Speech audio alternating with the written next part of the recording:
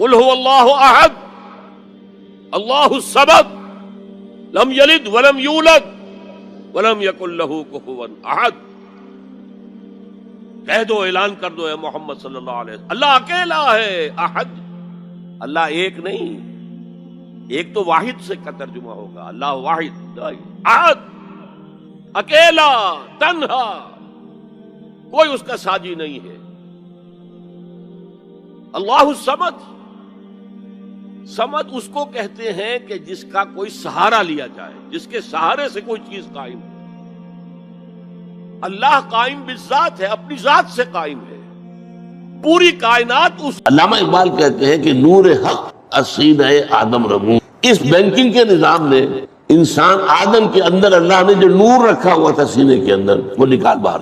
اب انسان حیوان بن کر، بلکہ بھیڑیا بن کر، حیوان نہیں درندہ بن کر، ادربا آخر کی میز آئے فتن کس نوزان و لذت قرض حسن. یہ ربا سے تو آپ کو معلوم ہے کہ اس کے بطن خبیث سے تو سوائے فتنوں کے اور کیا برآمد ہو. اور لوگوں کو معلوم نہیں رہا قرض حسن دینے کے اندر کس قدر لذت ہے. بھائی میرے پاس پیسہ رکھا ہے، تمہاری ضرورت لے لو، ضرورت پوری ہو جائے مجھے دے دینا. اور اس میں بھی کہا گیا ہے کہ اگر کسی وجہ سے اس کو تاخیر ہو گئی ہے، فلاں وقت اس نے کہا تو میں دے دوں گا، نہیں دے پائے، کوئی نہیں، مہلت دو.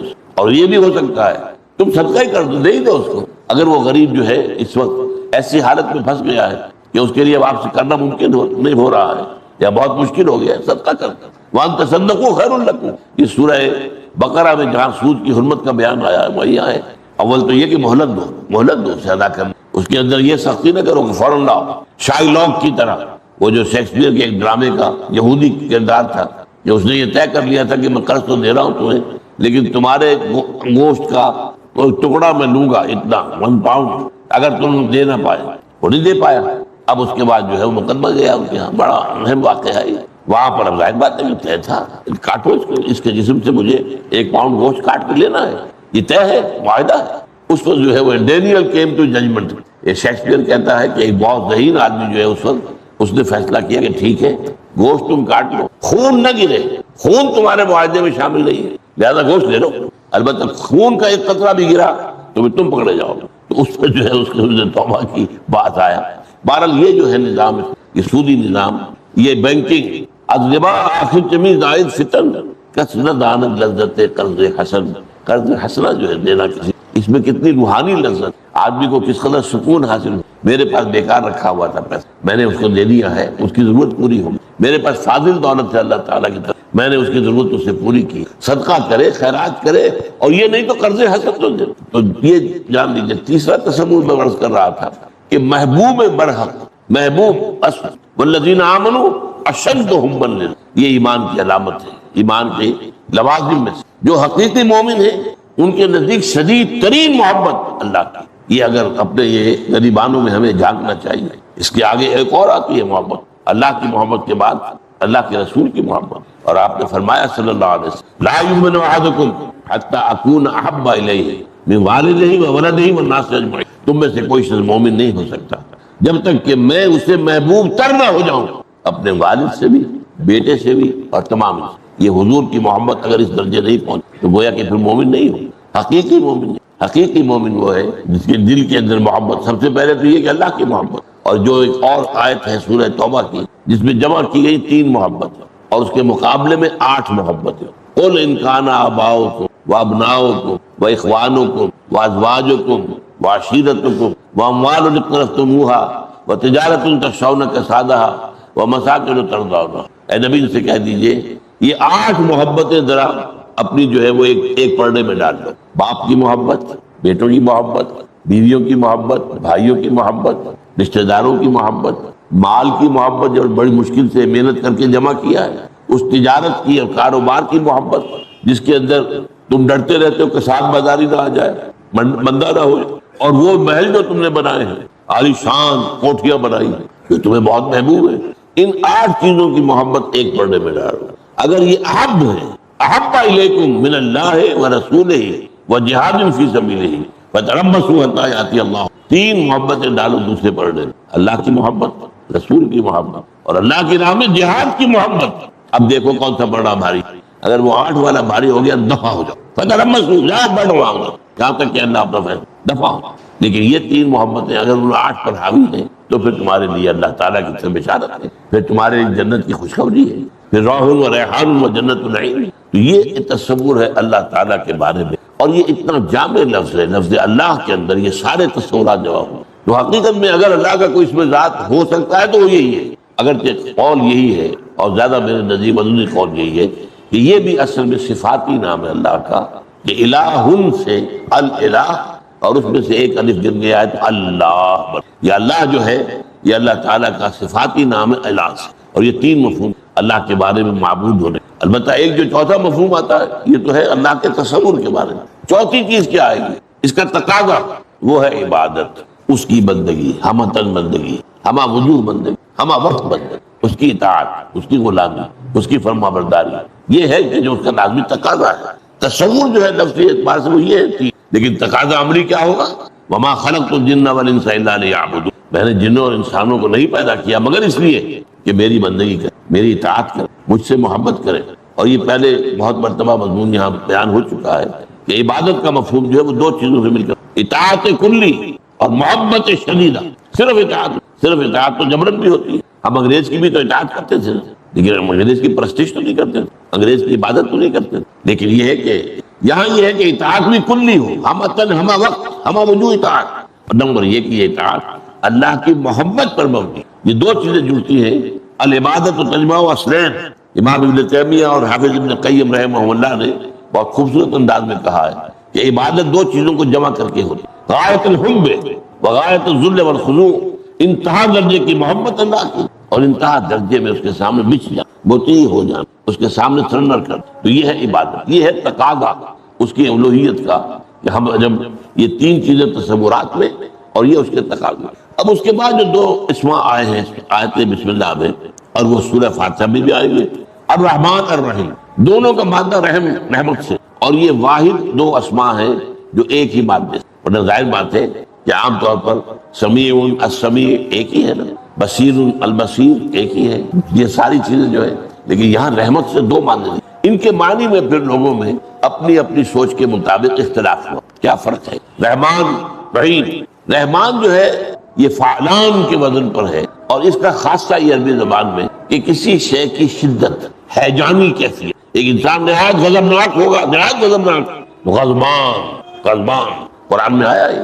حضرت موسیٰ علیہ السلام کو جب اللہ تعالیٰ نے بتایا، ابھی آپ کوہ طور پر تھے جب لے کر لینے گئے تھے تورات، کہ وہ سامری نے تمہاری قوم کو جو ہے پیچھے گمراہ کر دیا، تو فرجع موسیٰ الی قومہ غضبان آصف، تو موسیٰ واپس آئے ہیں اپنی قوم کے بعد نہایت غضبناک حالت میں۔ ویسے بھی مزاج حضرت موسیٰ کا جلالی تھا، آپ کو معلوم ہے کہ ایک جو ہے فرعونی کا، ایک جو ہے وہاں کا، ایک مکہ لگایا تھا اس نے، فوقظہ موسیٰ فقضى علیہ، اس کی جان نکال دی، تو ان کا اصل میں مزاج جلالی تھا۔ تو غضبان کہیں گے انتہا غضب، کوئی شخص کہے گا جوعان، بھائی میں بھوک سے مرا جا رہا ہوں، یہ جو جائے، لیکن جوعان اچھان، انا اچھان، میں مرا جا رہا ہوں پیاس سے بھائی، تو یہ جو اس وزن پر آتے ہیں، اسی سے ہیجان، طوفانی کیفیت، ہیجان، وزن تو وہی ہے نا۔ تو رحمان میں اللہ تعالیٰ کی رحمت کی وہ شان سامنے آتی ہے جیسے ٹھاٹھے مارتا ہوا سمندر، جیسے سمندر میں طوفان آئے، یہ طوفان اسی وزن پر ہے، جو طوفانی کیفیت۔ تو اللہ کی رحمت کی طوفانی کیفیت، جوش انتہائی، اللہ تعالیٰ کی رحمت کا جوش۔ اور رحیم جو ہے یہ فعیل کے وزن، فعیل کہتے ہیں صفت مشبہ، کوئی چیز کسی ہستی میں کوئی وصف دائم ہو، مسلسل ہو، فعیل۔ علیم، وہ شخص جس کے اندر علم ہے اور پائیدار علم، تو یہ فعیل کے وزن پر جو آتا ہے۔ حسین، جس کے اندر حسن جو ہے پائیدار ہے، مسلسل ہے اور رہنے والا ہے۔ اسی طریقے سے رحیم، جس کی رحمت میں تسلسل ہے۔ تو یہ دو کیفیات ہیں رحمت خدا بند، ایک میں ٹھاٹھے مارتے ہوئے سمندر کا نقشہ سامنے آ، اور ایک میں جیسے ایک دریا چل رہا ہے، اس میں وہ جوش و خروش نہیں ہوتا، وہ چل رہا ہے خاموشی کے ساتھ، بہ رہا ہے مسلسل تسلسل کے ساتھ۔ اب یہی دریا جو ہے، آپ کو معلوم ہے دریا سندھ کو دیکھیے، اب جو چھوٹے چھوٹے دریاؤں سے مل کر یہ دریا بنتے ہیں، وہ پہاڑی نالے ہوتے ہیں، پہاڑی نالوں کو کہیں پہاڑی جگہ پر دیکھیے کیا طوفان ہوتا ہے، لہریں کس طرح چل رہی ہوتی ہے طوفانی، کس طرح پتھر ان میں بہ رہے ہوتے ہیں۔ دریا سوات کو جا کر دیکھیے، کالام پر جا کر منظر دیکھیے، آپ جا کر جو ہے اور مختلف جگہوں پر جا کر دیکھیے، تو وہ جو ہے وہاں پاٹ چھوٹا ہوتا ہے لیکن گہرائی زیادہ ہوتی ہے اور جوش و خروش ہوتا ہے، لیکن آ گیا جب میدان کے اندر، اب پاٹ چوڑا ہو جائے گا، گہرائی اتنی نہیں ہوگی، اور سکون کس طرح دریا بہہ رہا ہے۔ اب رات کے پیٹ، رات کے درمیانی حصے، تہجد اصل میں جسے کہتے ہیں وہ نہیں ہے کہ جو عام طور پر لوگ فجر سے کچھ دیر پہلے جاگ گئے اذان سے اور جلدی سے 8 نفل، یہ تہجد یہ تو فجر کا ضمیمہ بنا لیا، ہر نوافل ہے، عبادت ہے، اس کے بھی جو اس کے برکات ہیں وہ ظاہر ہوں گی، جو اس کا ثواب اور اجر ہے اللہ دے گا۔ لیکن اصل میں جسے تہجد کہا جاتا ہے وہ رات کو سو کر پھر اٹھنا، نیند کو توڑ کر اور پھر سو جانا اور پھر اٹھ، جوف کہتے ہیں پیٹ کی شے کے، جوف اللیل، رات کے بطن میں، رات کے درمیان میں، یعنی نصف رات گزر جائے اس وقت سے انسان جو ہے وہ نماز پڑھے اور پھر ثلث رہ جائے تو پھر جاگے، پھر سو اور پھر اس کے بعد اٹھے فجر کے لیے اور سنتیں پڑھے اور آئے مسجد کے اندر۔ تو یہاں آپ نے فرمایا وَصَلَاةُ الرَّجُلِ فِي جَوْفِ اللَّيْلِ، اور اپنے اس قول کے لیے حضور نے آیتیں تلاوت فرمائی، وہی دو آیتیں۔ یہاں یہ سورہ سجدہ کی آیت نمبر 16 اور 17 ہیں۔ تَتَجَافَىٰ جُنُوبُهُمْ عَنِ الْمَضَاجِعِ، اللہ تعالیٰ اپنے خاص محبوب بندوں کی یہ صفات بیان کر رہا ہے کہ ان کے پہلو اپنے بستروں سے علیحدہ رہتے ہیں، رات کے وقت جاگتے، بستر پر لیٹیں گے تو سو جائیں گے۔ تَتَجَافَىٰ جُنُوبُهُمْ عَنِ الْمَضَاجِعِ يَدْعُونَ رَبَّهُمْ خَوْفًا وَطَمَعًا، وہ اس وقت اپنے رب کو پکارتے ہیں دعائیں کر، خوف کے ساتھ بھی، اس کے مواخذے کا خوف، اس کے عذاب کا خوف، اس کی باز پرس کا خوف، اس کی ناراضی کا خوف، جہنم کا خوف، وطمعا، اور طمع کس کی؟ اللہ راضی، اللہ کے اجر و ثواب کی بھی طمع ہو، لیکن سب سے بڑی طمع کیا ہے؟ اللہ مجھ، اس لیے سب سے اونچا مقام یہی ہے، رضی اللہ عنہم ورضوا عنہ، اللہ ان سے راضی ہو گیا، وہ اللہ سے راضی ہو، یہ باہمی رضا ہے، بندہ اپنے رب سے راضی رہے، وہ رہے کہ تسلیم و رضا، جو بھی دنیا میں آ رہا ہے اس پر شکوہ، اللہ کا شکوہ زبان پر جو بھی آ رہا ہے یہ میرے رب کی طرف سے، وہ میرا مولا ہے، آقا ہے، دوست ہے، میرا خیر خواہ ہے، اسے معلوم ہے کہ اس شر کے پیچھے کون سا خیر آ رہا ہے، مجھے کیا پتا، مجھے تو شر نظر آ رہا ہے، خیر تو نظر نہیں آ رہا، اس لیے فرمایا گیا کہ ہو سکتا ہے آسان تکرہوا شیئا وہو خیر لکم وآسان تحبوا شیئا وہو شر لکم واللہ یعلم وانتم لا تعلمون، ہو سکتا ہے تمہیں کوئی چیز بری لگے حالانکہ اس میں تمہارا خیر ہے، عین ممکن ہے تمہیں کوئی چیز اچھی لگتی ہے حالانکہ اس میں تمہارا شر ہے، اللہ جانتا ہے تم اس کیفیت کے اندر دنیا کی زندگی گزارے، اللہ تعالیٰ آخرت میں راضی کر دے گا، اللہ اس سے راضی ہو جائے۔ کہ آیت میں 2 اور اس کے حوالے سے ایام معدودات، یہ دن ہے چند۔ مجھے حیرت ہوتی ہے کہ جدید جو مفسر جمعے کی ان سب کی نگاہوں سے یہ بات اوجھل رہی کہ یہ در حقیقت رمضان کے روزے بلکہ اس ابتدائی حکم سے متعلق ہے کہ جو ہر مہینے، لیکن یہ کہ میرا اپنا ذاتی واقعہ، یہ اہم واقعات میں جب میڈیکل کالج میں پڑھتا سمجھیے 19-20 سال کی، اس وقت بھی مجھے یہ احساس ہوا تھا یہ جو 2 آیات آئی ہیں یہاں ایک دوسرے کے تقابل میں، یہ بیک وقت نازل ہیں، ان میں وقفہ ہوا، اور یقیناً پہلا حکم کسی اور پس منظر میں ہے، دوسرا حکم جو بعد میں ہم دیکھیں گے کسی اور پس، تو میری رائے یہ تھی اور میں اس پر قائم بھی تھا، بیان بھی کرتا تھا، لیکن ڈرتا تھا، اس لیے کہ اس وقت تک جتنی تفسیریں میں نے دیکھی تھی ان میں سے یہ بات کہی، تو ایک آدمی اپنی رائے کے اوپر اتنی بڑی بات کہہ ڈرتا رہتا تھا، لیکن کہتا تھا کہ میری رائے یہی۔ پھر اتفاق سے جماعت اسلامی ہند کا ترجمہ ہوتا تھا ماہنامہ زندہ، عروج احمد قادری صاحب اس کے مدیر تھے، وہ جو ایک پرچہ آیا اس میں انہوں نے ایک تنقید کی مولانا انور شاہ بخاری کہ ان کشمیری رحمت اللہ، ان کے اوپر یہ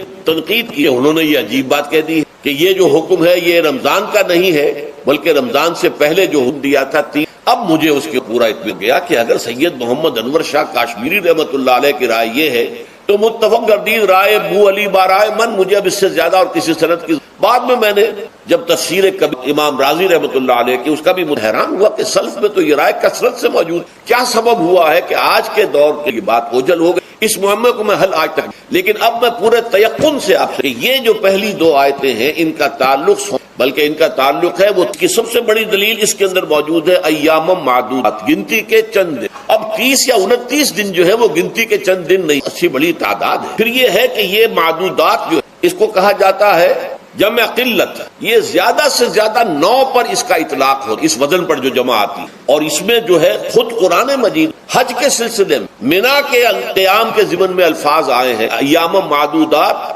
فمن تعجل فی یومین فلا اسم علیہ ومن تاخر فلا اسم۔ منا میں قیام ہے گنتی کے چند دن، تو جو 2 دن ہی میں جلدی کر کے وہاں سے واپس ہو جائے اس پہ بھی کوئی اس گناہ نہیں ہے، اور جو مؤخر کر کے 3 پورے کرے تو وہاں پر بھی نظیر موجود ہے کہ 2 یا 3 دن پر اس کا اطلاق۔ تو یہاں پر ایام معدودات سے لازم کہ یہ 3 دن جو ہے ہر مہینے، در حقیقت اس متعلق. اور یہ بھی نوٹ کر لیجئے کہ رمضان کے روزیت کے بعد بھی حضور کا معمول اور آپ کے صحابہ کا اور جو بھی ہمارے اتباع کرتے ہیں صلی اللہ علیہ وسلم نوافل میں، ان کا یہ معمول ہے. ہر مہینے میں یہ 3 روزے حضور بعد بھی رکھتے تھے اور آپ کے بہت سے صحابہ رکھتے تھے، اور آج بھی ہمارے یہاں دیندار ہیں اور یہ جذبہ ہے اتباع 13ویں 14ویں اور 15 ان کو ایام 20 کی راتیں ہوتی، 13ویں رات 14ویں رات 15ویں رات، چاند جو ہے اس کے 14ویں ہوتا ہی ہے، 13ویں اور 15ویں کا بھی تقریباً مکمل. ایام 20 کے روزے جو ہیں بعد میں بھی برقرار رہے ہیں، لیکن نفل فرض اس کے بعد جو ہے وہ رمضان کے ایام معدودات، یہ دن ہے گنتی کے.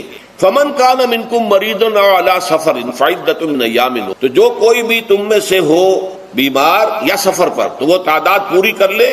گویا کہ اب اگلی کا ایک تو یہ رعایت ہو گئی. دوسری رعایت وعلی الذین یطیقونہ فدیۃ طعام مسکین، اور ان لوگوں کے ذمے کے جو اس کی طاقت رکھتے ہوں، یعنی مریض بھی نہیں ہے صحت مند روزہ رکھ سکتے، سفر بھی نہیں ہے سفر پر نہیں ہے روزہ رکھ سکتے، پھر بھی نہ رکھیں تو ان کے لیے بھی ایک اختیار. یہ میں نے لفظ استعمال کیا تھا وجوب علی التخییر، واجب تو ہے لیکن اس میں ایک اختیار دے. وہ اختیار کیا ہے؟ فدیۃ طعام مسکین. تو پھر یہ ہے کہ ایک مسکین کو کھانا کھلا دینا. فدیہ کہتے ہیں چیز کا بدل ہو، جیسے کہ جنگی مجرم ہے اس کا فدیہ ہے، گویا کہ اس کو دے کر وہ پھر آزاد ہو جائے گا. فدیہ اس کو فدیۃ طعام مسکین. لیکن یہ ہے کہ فمن تطوع خیرا فهو خیر، اور جو نیکی سے خیر کرنا چاہے مزید تو وہ اس کے لیے بہتر ہے. ایک کے بجائے 2 کو کھلائے، 3 کو کھلائے، 4 کو کھلائے، 10 کو کھلائے، تو یہ تو ترغیب ہے.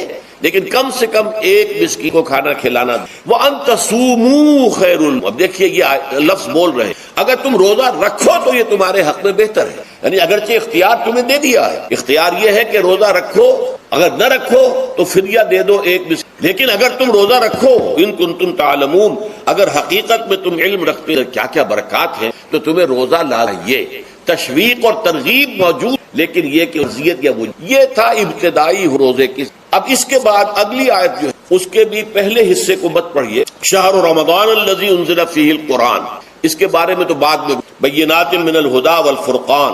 لیکن اگلا جملہ فمن شہد منکم الشہر فلیصم، اب یہ رمضان کے روزے کی فرضیت کا حکم. رمضان کا مہینہ وہ ہے جس میں قرآن نازل، اس کے بارے میں جیسا کہ میں نے عرض کیا پھر بعد میں. لیکن جو شخص بھی تم میں سے موجود ہو اس اپنے گھر میں، اپنے شہر میں، سفر پر، یا یہ ہے کہ جو شخص بھی اس مہینے کو پائے، اس کی زندگی میں یہ مہینہ آ جائے، یہ برکتوں کا ایک موقع اسے مزید حاصل ہو جائے. فلیصم، یہ امر کا صیغہ، یہ وجوب ہے مطلقاً.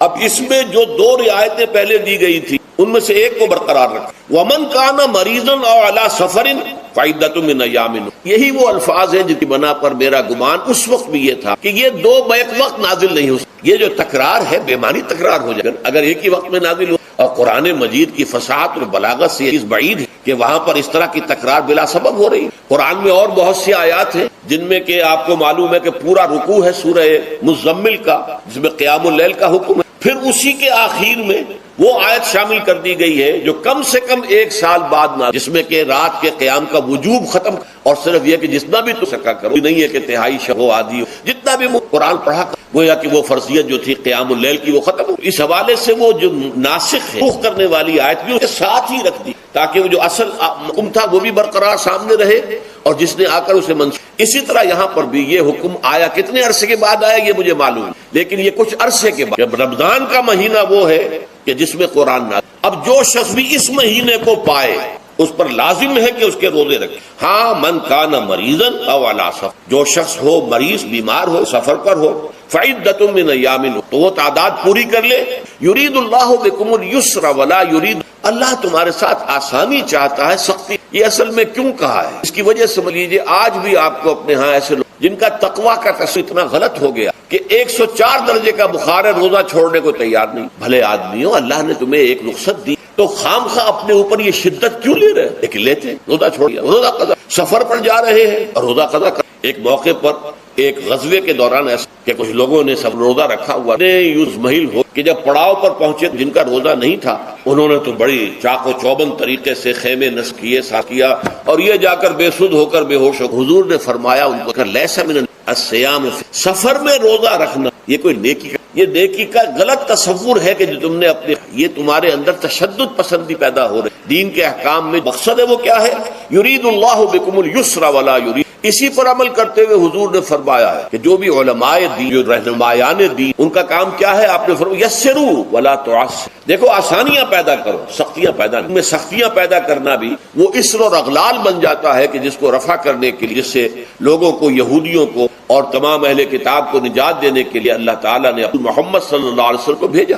وَيَضَعُ عَنْهُمْ إِصْرَهُمْ وَالْأَغْلَالَ الَّتِي كَانَتْ، کہ جہاں وہ نیکی کا حکم دیتے ہیں، بدی پاکیزہ چیز کو حلال ٹھہراتے ہیں، ناپاک چیز کو حرام قرار دیتے، وہیں وہ لوگوں کے اوپر سے وہ بوجھ بھی ختم کرتے ہیں، انہیں خام خواہ اپنے اوپر لاد لی. تو ان میں سے یہ بھی ہے کہ یہ نیکی کا کام نہیں، سفر میں ہے. یرید اللہ بکم اليسر ولا یرید وَلِتُكْمِلُوا الْعِدَّةَ. لیکن یہ بات واضح رہے کہ اب تمہارے لیے تعداد کو پورا کرنا لازم ہے. یہ نہیں ہے کہ آپ اس کی جگہ پر فدیہ دے دیں تو بات پوری نہیں. روزے کی تعداد آپ کے رمضان میں 2 روزے 3 دوسرے دنوں میں اس کی قضا دینی لازم ہے. وہ روزے رکھنے جو ہیں آپ پر لازم ہے. ان کا کوئی بدل جو ہے وہ فدیہ نہیں. البتہ یہ نوٹ کر لیجیے، یہ حکمت نبوی ہے کہ یہاں اگرچہ وہ فدیے کا حکم ہے گویا کہ بظاہر قرآن مجید کے الفاظ سے کہ مطلقاً منسوخ ہو گیا، لیکن حضور نے خاص حالتوں میں باقی. کوئی شخص اتنا بوڑھا ہو چکا ہے یا خاتون کہ دن بھر کا فاقہ جو ہے اس میں اندیشہ ہے کہ کہیں ہلاک نہ ہو. کوئی مریض ہے، مرد ہے یا عورت، وہ ڈائبٹیز کو، وہ شوگر کا مرض ہے اور وہ اس کو برداشت نہیں، اگر لیول بہت نیچے ہو جائے تو موت واقع ہو سکتی. کوئی ایسا مریض ہے جس کو مرض سے شفا پانے کی اب کوئی امید ہے ہی نہیں کہ میں مرض سے شفا پا جاؤں گا یا پا جاؤں گی اس کے بعد میں روزہ. ایسے لوگوں کی رعایت کو کہ ایسے لوگ اگر ایک مسکین کو کھانا کھلا تو یہ فدیہ بن جائے. لیکن جو بھی شخص صحت کی وقوع رکھتا اور جو شخص بھی طاقت رکھتا ہو روزے کا قضا کر دینے، اس کے لیے لازم ہے کہ وَلِتُكْمِلُوا الْعِدَّةَ وَلِتُكَبِّرُوا اللَّهَ عَلَى مَا، اور تاکہ تم اللہ کی کبریائی کا اعلان کرو اس چیز پر کہ جو اس نے تمہیں ہدایت دی. تو میں نے آپ سے بتایا کہ یہ قدر جو ہے، ایک تو اسی سے لفظ قدرت بنا ہے، اور نمبر 2 اسی سے کسی شے کی قدر ہو، اور پھر اسی کے معنی ہے اندازہ مقرر کر دینا، کسی شے کا اندازہ. یہ قدر ہے. اللہ نے ہر چیز کا ایک اندازہ مقرر کر دیا. اور قدر مقادیر، مشکات شریف میں ایک پورا باب ہے ایمان بالقدر اور ایمان ہے. تو پہلی حدیث کیا ہے؟ مسلم شریف کی روایت ہے، عبداللہ ابن عمرو بن العاص رضی اللہ تعالی عنہما.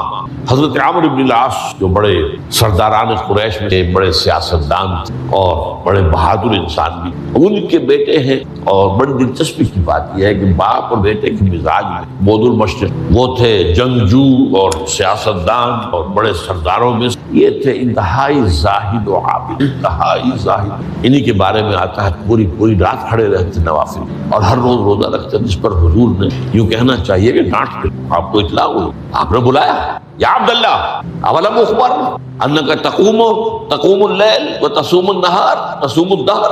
کیا مجھے یہ خبر نہیں دی گئی ہے؟ یعنی مجھے یہ خبر ملی ہے کہ پوری رات کھڑے رہے نماز پڑھتے ہو، تم ہر روز روزہ رکھتے. اب کیا کرتے؟ بلا یار، جھوٹ بولنے کا تو یار ہے ہو بھی نہیں سکتا. فرمایا لا تفعل، سخت. وہ عبداللہ ابن عمرو بن العاص رضی اللہ تعالی عنہما اس کے راوی ہیں. قال رسول اللہ صلی اللہ علیہ وسلم كتب اللہ مقادیر الخلائق قبل ان يخلق السماوات والارض ب50,000. اللہ تعالیٰ نے مقداریں اور تقدیریں، ابھی 2 الفاظ میں بولوں گا تاکہ آپ کو معین کر دی، لکھ دی. آسمانوں اور زمین تخلیق سے 50,000 سال کا یہ ہے قدر. ہر چیز کی ایک تقدیر کی ہے وہ معین. اب آئیے اس میں کتاب سے مراد کیا؟ جو آیت میں نے دوسرے نمبر پر سورہ حدید ما اصاب بمصیبت فی الارض ولا فی الا فی کتاب من، کتاب سے مراد کیا؟ نہیں پڑتی تم پر کوئی مصیبت، کوئی نہ زمین میں نہ تمہاری جانوں میں. زمین میں سیلاب کا آ جانا، کا آ جانا، کوئی اور اس طرح کی عمومی ہلاکت کا آ جانا، عمومی تکلیف کا آ جانا. تمہاری جان میں اچانک جو ہے تشخیص ہے کینسر ہے، اچھے بنے تھے، ٹھیک ٹھاک چل رہے تھے، کوئی معمولی سی تکلیف ہوئی، انویسٹیگیشن کے بعد ہوا تو کینسر ہے اور وہ کافی بڑھ چکی. لیکن جو شے بھی آتی ہے، چاہے تمہاری جان پر آئے چاہے زمین پر آئے، وہ ایک کتاب میں کی ہوئی موجود ہے اس سے پہلے کہ ہم سے ظاہر ہے. یہ تمہیں مشکل نظر آئے گا، ان ذالک علی اللہ یسیر، یہ اللہ پر بہت آسان ہے، بہت اللہ کا علم کامل. تو معلوم ایک بات جان لیجئے کہ حقیقت کتاب سے مراد اللہ کا علم قدیم ہے. اللہ کا علم حادث نہیں ہے، معاذ اللہ ثم معاذ اللہ، کہ کوئی شے ہوئی تو اس کے علم میں آئی. یہ ہمارے ہاں بعض گمراہ فرقوں کا عقیدہ ہے، اسے بدع کہتے ہیں کہ اللہ کے علم میں بدع بھی ہے، یعنی کسی واقعے کے ظہور کے بعد اس پر کسی شے کا ممکن معاذ اللہ ثم معاذ اللہ، یہ شان ہے وہ تو عالم ما کان و ما یکون، جو بھی کچھ تھا اور رہا ہے آج اور جو بھی کچھ ہوگا اس علم میں آنے واحد میں، آنے واحد، یہ آنے واحد کے لفظ کو اچھی مجھے سب سے پہلے تجربہ ہوا تھا، یہ سن میرا خیال ہے کہ 67-68 کی بات ہے، میں نے پہلا ہفائی سفر تھا لاہور سے، اس وقت فوکر فیٹ چھوٹا جہاز چڑیا والا، اور کرایہ 90 روپے تھا نائٹ آپ تصور، تو میں چونکہ مجھے جغرافیس بھی ہے اور فوکر زیادہ اونچا نہیں ہوتا تو میں دیکھتا جا رہا تھا کھڑکی سے اس وقت ہم کہاں پہنچ گئے، اب کہاں پہنچ، اب جو روشنیاں نظر آ رہی ہیں شہر کی، یہ اکاڑے کی آ گئی، یہ ساہیوال کی آ گئی، یہ آگے اور آگے، ایک دم میں نے دیکھا 3 شہروں کی روشنیاں بیک وقت دیکھ رہا ہوں، لودھرا، بہاولپور۔ مجھے خیال آیا کہ جب میں ٹرین سے سفر کروں کراچی تو لودھرا پہنچتا ہوں تو میں سمجھتا ہوں کہ ابھی بہاولپور آدھا گھنٹے بعد آئے، وہ مستقبل، بہاولپور پہنچتا ہوں تو لودھرا میرے لیے ماضی کی بات بنتی ہے، آدھے گھنٹے پہلے لودھرا آیا، اور آدھے گھنٹے کے بعد جو ہے سمرسٹا آئے گا، وہ میرے لیے مستقبل، لودھرا ماضی بات، لیکن اس بلندی پر میں بیک وقت دیکھ رہا ہوں لودھرا اور بہاولپور کو بھی، یہ معاملہ جو ہے اس کو 1 ملین بلین سے ضرب دے لیجیے، اللہ تعالیٰ اس بلند مقام سے دیکھ رہا ہے جہاں اس مشاہدے میں ماضی آنے واحد، تو یہ در حقیقت کتاب جسے کہا گیا قرآن میں بار بار بہت جگہ، تو یہ کتاب جو ہے در حقیقت اللہ تعالیٰ کا علم قدیم، اس میں کچھ موجود ہے ہم لکھا ہوا ہے اور کوئی غلط نہیں، آگے چل کر گفتگو ہوگی ہمیں بعد میں کہ تقدیر کے جو عام عقیدے میں ہم تقدیر کہتے ہیں اس کے 2 پہلو، ایک پہلو ہے ما اصاب علی الانسان، جو کچھ انسان پر آتا ہے مصیبت، جیسے ابھی آیت میں پڑھی ما اصاب من مصیبت فی الارض ولا فی، ہم ہر وقت صدمے ہیں، کوئی تکلیف آ گئی، کوئی بیماری آ گئی، کوئی حادثہ ہو گیا، کوئی بچہ فوت ہو گیا، کوئی عزیز جو ہے وہ فوت ہو گیا، یہ ہر وقت حوادث، تو جو بھی کچھ پیش آتا ہے وہ علم خداوندی میں ہمیشہ سے تھا۔ یہی وجہ ہے کہ ایک اور حدیث ابن الدیلمی، لمبی حدیث ہے وہ، لیکن اس کے اندر جو آخری ٹکڑا ہے وَتَعْلَمَ، یعنی انسان کے نجات کے لیے لازم ہے کہ یہ بات بھی تم جان لو، انما اصابک لم یکن لیخطئ وانما اخطاک لم یکن ولو مت علی غیر ھذا، اگر تم اس کے سوا کسی صورت پر ہوگے تو جہنم میں داخل ہو جاؤ گے، نہ دخل کر، یہ جان لو کہ جو چیز تم پر آئی وہ آنی ہی آنی تھی۔ دیکھیے ہوتا کیا ہے، کاش کہ میں اگر یوں کر لیتا، بس یہی ایمان بالقدر کی منافع، اپنے لیے جو ہے اسلام آباد میں بھی بنگلہ بنانا ہے اور مری میں بھی بنانا ہے، اور پھر مجھے تو ایئر کنڈیشن بنگلے چاہیے ہر جگہ پر، وہ تو اپنے مسئلہ کو، وہ غریب کے ساتھ کیا بیتے، جو دن رات کی محنت اور مشقت کر رہا ہے، جس نے ہل چلایا ہے، جس نے بیج ڈالا ہے، جس نے پانی دیا ہے، جس نے فصل کی دیکھ بھال کی ہے، جس نے پھر فصل کاٹی ہے، اس کے لیے تو بمشکل 2 وقت کا گزارا، وہ بھی بمشکل، اور اس کے علاوہ نہ اس کے بچے کے لیے علاج معالجے کی کوئی، نہ اس کی اولاد کے لیے تعلیم کی کوئی قابل، لیکن یہ کہ اسی کی محنت نتیجے میں عیش اڑا رہا ہے وہ زمیندار اور جاگیردار، ان کے محل ہیں، ایئر کنڈیشنڈ ہیں، ان کے بچے انگلستان اور امریکہ میں تعلیم حاصل کر، اب آگے بڑھ کر انہوں نے کارخانے دار بھی وہ بن گئے، وہی لوگ ہیں کہ جو اعلیٰ تعلیم حاصل وہ کرتے تھے وہی بیوروکریٹس بنتے ہیں، انہی میں بڑے بڑے افسر آئیں گے۔ عام آدمی جو ہے وہ تو شاذ نکل آتے ہیں، کچھ بہت ذہین بچے بھی ہوتے، غربا کے بچے ہوتے ہیں کبھی نکل آتے، لیکن وہ تو کوئی 1-2 دانے ہوں گے ایسے جو بہت ہی انتہائی طور پر غیر معمولی طور پر ذہین ہو۔ عام بچہ کہاں کرے گا، کیسے جائے گا، لہذا وہ پیچھے رہ جائے گا، وہ جونیئر کلرک ہوگا یا بہت تیر مارے گا سینئر کلرک ہو جائے گا، اپر گریڈ کلرک ہو جائے گا، لوور گریڈ کلرک سے بڑھ کر اللہ اللہ خیر، یہ کمشنر کون ہوں گے، ڈپٹی کمشنر کون ہوں گے، یہ تو ظاہر بات ہے، اسی سیکریٹری کون ہوں گے، یہ 22 گریڈ والے کون ہوں گے، 21 گریڈ والے کون ہوں گے، ان کی اکثریت۔ اس حوالے سے یہ جو غلطی، یہ جو دکھ، یہ دکھ تمہارا اپنا پیدا اور خود کردہ رہا، علاج نہیں، اس کا علاج اور کچھ نہیں ہے جب تک کہ تم خود اپنے طرز عمل کو۔ اب یہ جو دکھ ہے میں اس میں سے چند کو آپ کے سامنے گنوانا چاہتا ہوں۔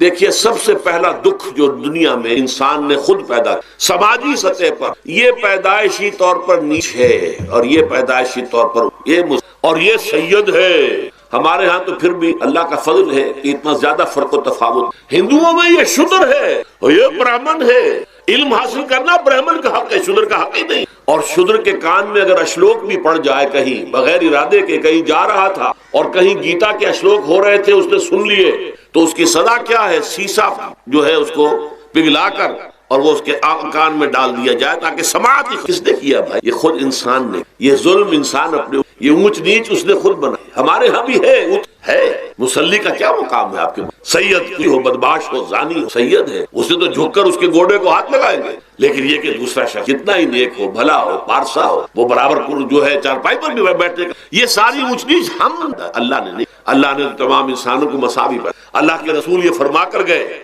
لا فضل لعربی علی عجمی ولا لعجمی علی عربی ولا لأحمر على اسود ولا لأسود على احمر الا بالتقوى كلكم بنو آدم وآدم من. دیکھو کسی عرب کو کسی اجمی فضیلت نہیں، کسی اجمی کو کسی عرب پر کوئی فضیلت نہیں ہے، کسی گورے کو کسی کالے پر فضیلت نہیں ہے، کسی کالے کو کسی گورے پر فضیلت الا بالتقوى. یہ اگر فضیلت ہے تقوی. کون خدا ترس ہے، کس کے اخلاق زیادہ بلند ہے، کون نیک اور پارسا زیادہ، کون لوگوں کی خدمت زیادہ کرتا، اس کے اعتبار سے ہوگا.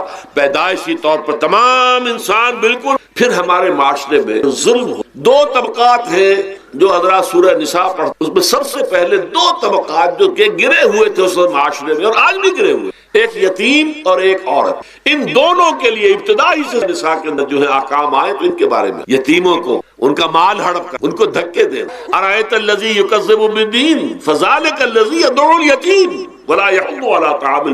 تم نے کبھی غور کیا اس شخص پر جو کہ جزا و سزا کا منکر ہے؟ وہی ہے کہ جو یتیم کو دھکے دیتا. یتیموں پر ظلم، وہ آپ کے معاشرے میں پستے ہٹتے ہیں، ان کا کوئی والی وارث کی طرف سے کوئی پوچھنے والا نہیں، کوئی بولنے والا نہیں. اور پھر یہ کہ اگر اس کا باپ کو مال چھوڑ گیا ہے تو وہ چچا کھا جائیں گے، کوئی اور ولی کھا جائیں گے، ختم دیں گے، ہڑپ کر. جس پر قرآن مجید کہتا ہے کہ ان الذین یاکلون اموال الیتامی ظلما انما یاکلون فی بطونہم نارا.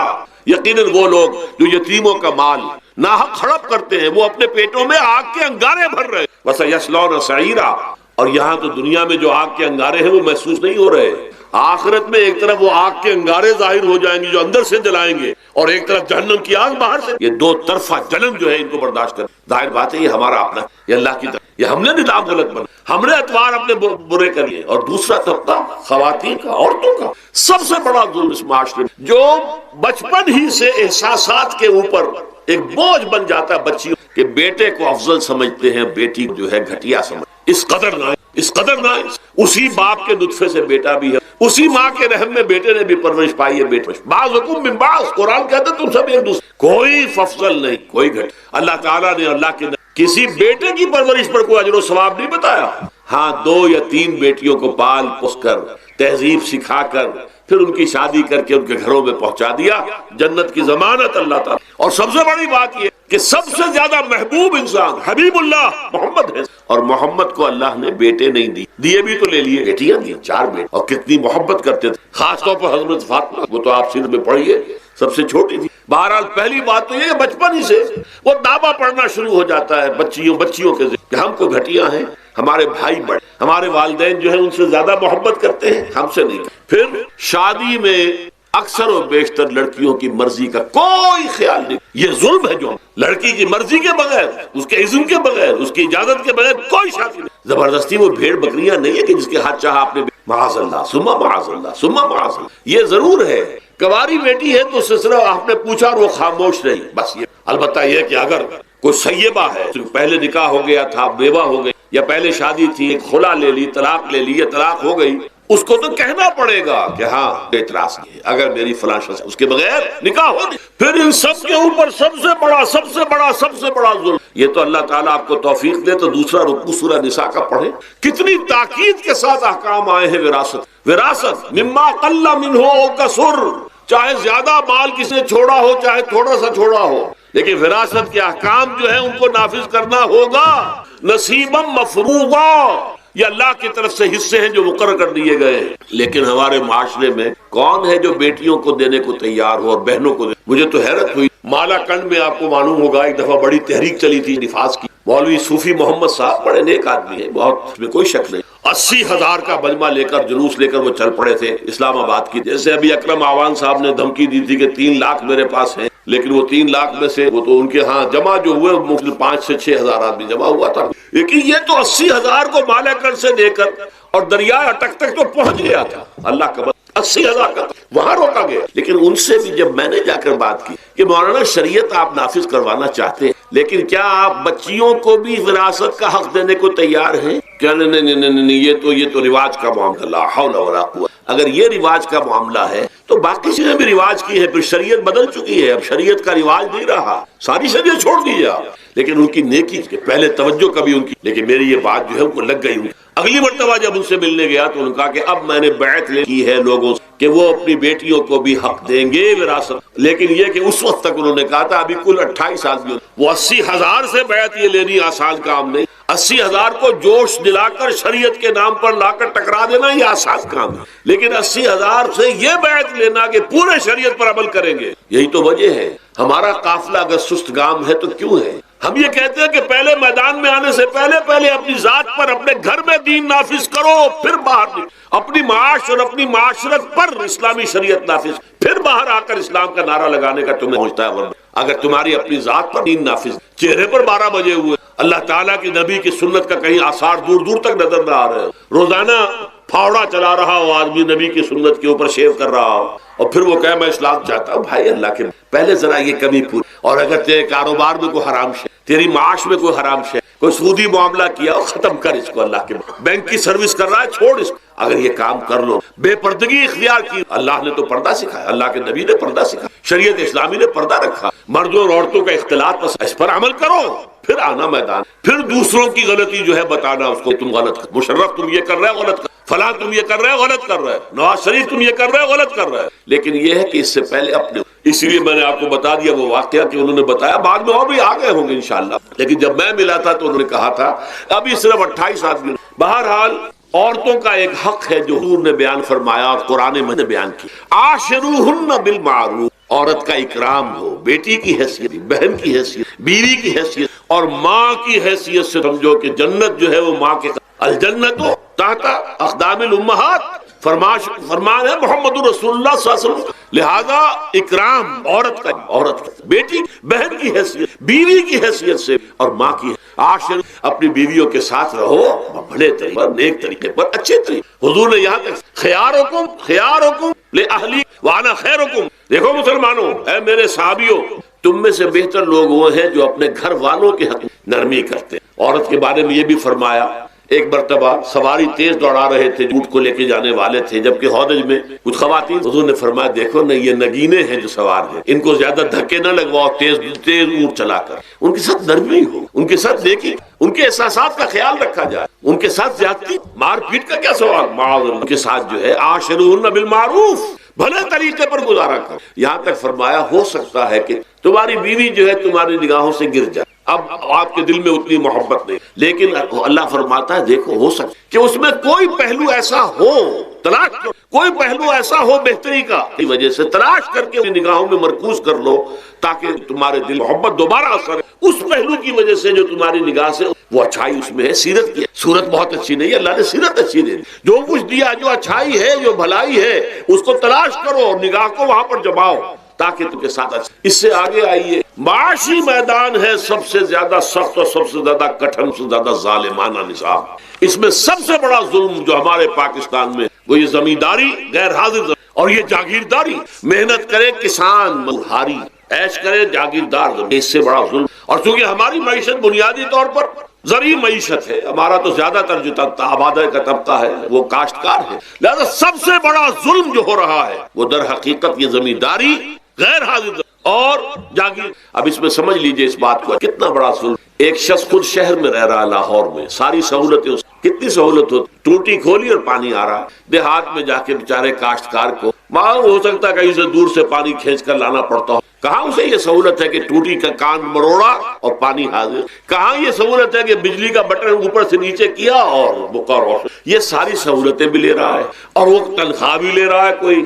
یا کوئی کاروبار بھی کر رہا ہے، اور ایک زمین اس کے پاس ہے، فلاں ضلع میں میرا رقبہ ہے، اس رقبے پر جو کاشت کر رہا ہے آ کر اس کی کمائی میں، اس کی فصل میں سے آدھا بٹا کر لے، کیا پہنچتا۔ یہ مزارعت جو ہمارے ہاں جس کو جائز قرار دے دیا گیا، یہ دور ملوکیت میں جائز قرار دیا، بادشاہت جو ہے وہ چلتی تھی، جیسے آپ نے کن کھجورا دیکھا ہے نا، اس کے بہت سی ٹانگیں ہوتی ہیں، کن کھجورے کی کتنے پاؤں ہوتے ہیں، سینکڑوں، ایسے بادشاہوں کے یہ پاؤں ہوتے تھے، جاگیردار، 3000 منصبدار، 5000 منصبدار، 20000 منصبدار، 30000 منصبدار، یہ جاگیر، بڑے بڑے علاقے ان کے پاس ہے۔ اب ظاہر بات ہے کہ وہ خود تو کاشت نہیں کر سکتے، انہیں تو گزارے چاہیے، لہذا مزارعت کے جائز ہو فتویٰ دیا گیا جب اسلام میں بادشاہت آ گئی، ملوکیت آ گئی اور جاگیرداری آ گئی. جو ملوکیت کے پاؤں ہے وہ کنسلے کی طرح، کن کھجورے کی طرح اس کے پاؤں ہیں، تو وہ تو جاگیردار ہے. یہ ہے جس کی وجہ سے امام ابو حنیفہ نے کہا مزارعت حرام ہے، جس کی زمین ہے وہ کاشت کرے.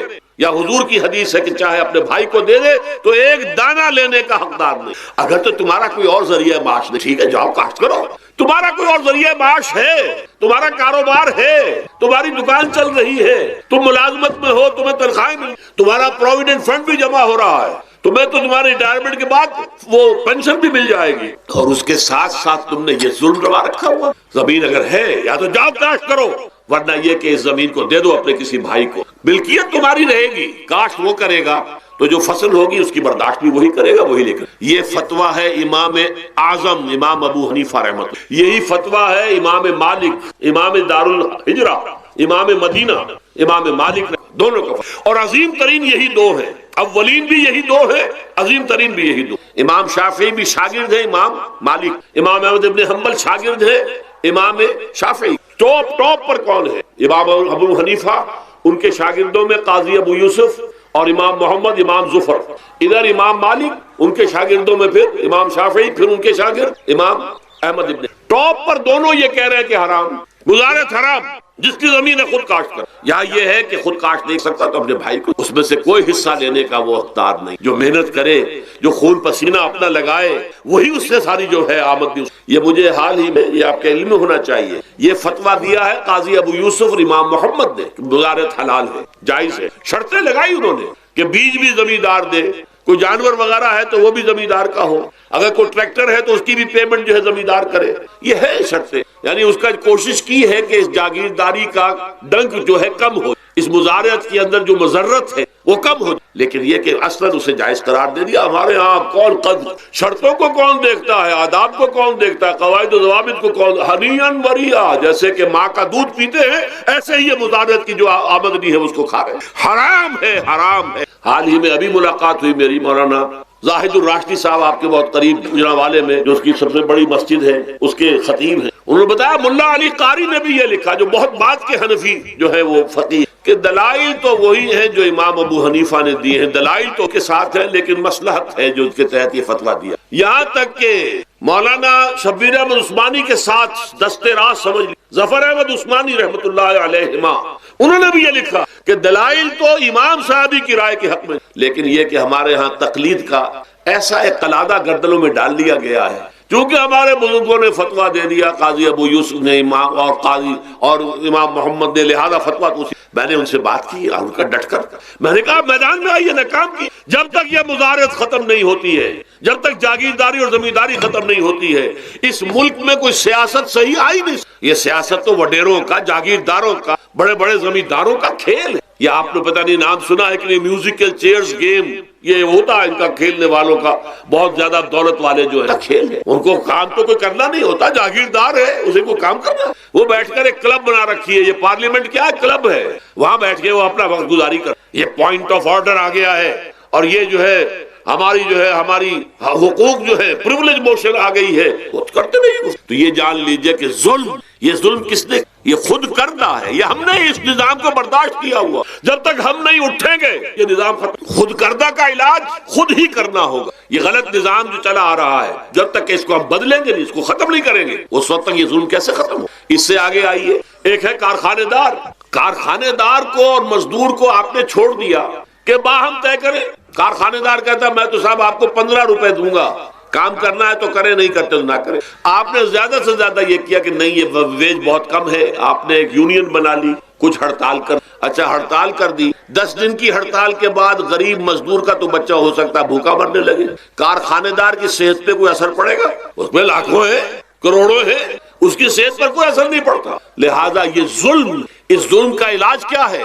اگر یہ ضمانت ریاست کی طرف سے ہو، حکومت کی طرف، کہ اگر تمہاری مناسب مت کرو کھا، لیکن تمہارے بچے کو بھوکا ہم نہیں مرنے دیں گے، تمہیں سبسسٹنس الاؤنس دیں گے، ان ایمپلائمنٹ الاؤنس دیں گے، ہم زکوٰۃ کا نظام قائم کریں گے جس کے تحت کے انڈر رائٹ کر دیں گے، طے کر دیں گے، لکھ دیں گے کہ ہر شہری کی بنیادی ضروریات کی کفالت ریاست اب اگر ایسا ہے تو ایک آدمی پاؤں جما کر بات کرے گا نا کارخانے دار کے ساتھ. ایک امپلائی جو ہے امپلائر سے بات کرے گا پاؤں جما کر, جناب آپ مجھے تنخواہ کم دے میں کام نہیں. لیکن اب کیا ہے, جناب آپ مجھے تنخواہ کم دے میں کام نہیں, مالک کہتے جاؤ دفعہ ہو جاؤ.